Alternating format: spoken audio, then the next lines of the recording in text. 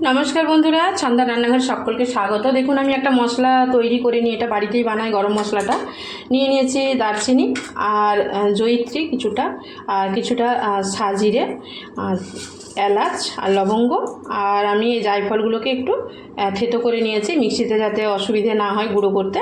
আর এখানে আছে সামরিচ।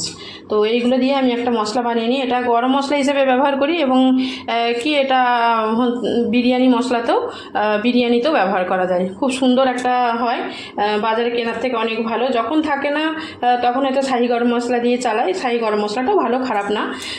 তো আপনারা দেখুন, আমি এটা গরম করে নিয়ে মিক্সির জারে গুঁড়ো করে রেখে দেবো।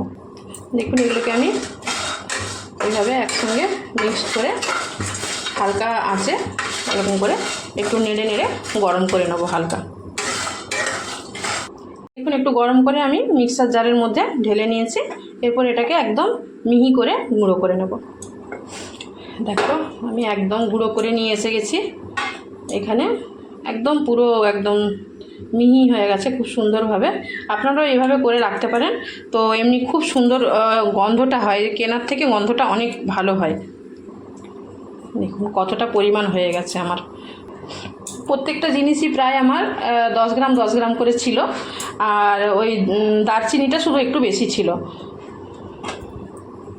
জানি হয়তো অনেকেই করেন, কিন্তু যারা করেন না তাদের জন্য বলছি, আপনারা অবশ্যই একবার করে দেখবেন অন্তত।